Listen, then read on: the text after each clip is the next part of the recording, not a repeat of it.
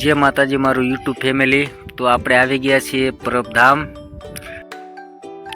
जो तमे जूनागढ़ थी आवता हशो तो अहींयाथी 40 किलोमीटर आपणे परबधाम छे अने जो तमे अमरेली थी आवता होय तो 65 किलोमीटर थशे।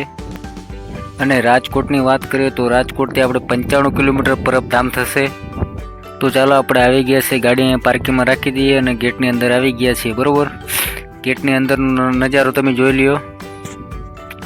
गेटनी अंदर आवता तमने आवुं जोवा मळशे। तो आपणे अंदरनो विडियो बनाववानी मनाई छे એટલે આપણે અંદર જઈને દર્શન કરી લઈએ। તમે જોડાયેલા રહેશો અને તમે મેસેજમાં જણાવો કે તમે ક્યાંથી જોવો છો પરબધામનો વિડિયો। તમારે દર્શન કરીને ફરીથી આ જગ્યાએ આવી જવાનું છે તમારે। અને આ જગ્યાએ તમારે પાણી પીવાની સુવિધા છે, અહીંયા બહુ સારી સુવિધા છે। અહીંયા પાણી પી લેવાનું છે તમારે। અને જો તમારા હાથ થોડા ખરાબ હોય તો અહીંયા તમારે હાથ ધોઈ દેવાનું છે અને પાણી પીવા બી લાયક છે, બહુ સારું છે। સુવિધા અહીંયાની બહુ સારી છે। અહીંયા બેસવાની જગ્યા છે।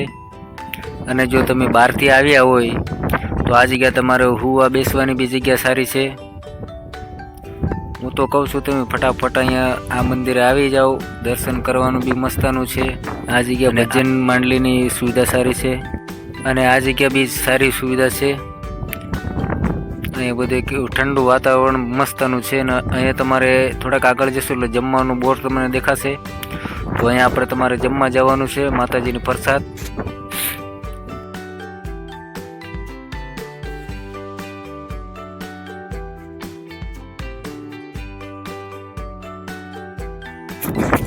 આપણે આ બોર્ડ મારેલું છે એ આપણે પરમધામનો આખો નકશો છે।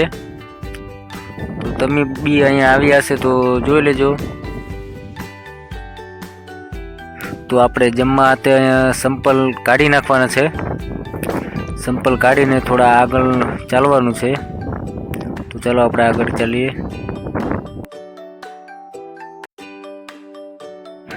ચાલો આપણે ઓલી સામે સીડી દેખાય છે એ સીડી ચડીને અંદર જવાનું છે।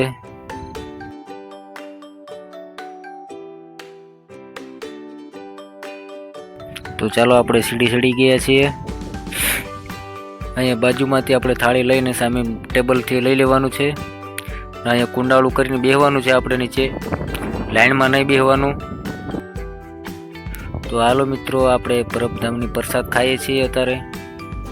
અહીંયા પ્રસાદ ખાઈને આપણે બહાર નીકળી જવાનું છે બીજા ગેટથી।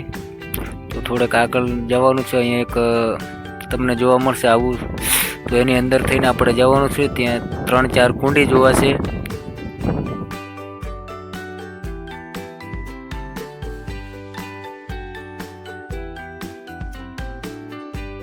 તો અહીંયાથી આપણે વાસણમાં પોતું મારી દેવાનું છે, એની બાજુમાં રાખીને પાણી પી અને પછી આપણે આ બાજુ નીકળી આવવાનું છે। અહીંયા થોડી વાર જમીન તમારે આરામ કરવું હોય તો આરામ કરવા માટેની મસ્તની જગ્યા છે।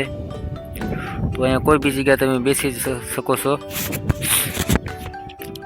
તો અમે દર્શન કરી નીકળી આવ્યા છીએ ને એની બહાર જતાં તમને અહીંયા રમકડાનું બધી દુકાન મળશે। અહીંયા તમારે ગમે તે ખરીદવું હોય તો ખરીદી શકો છો। તો જય માતાજી।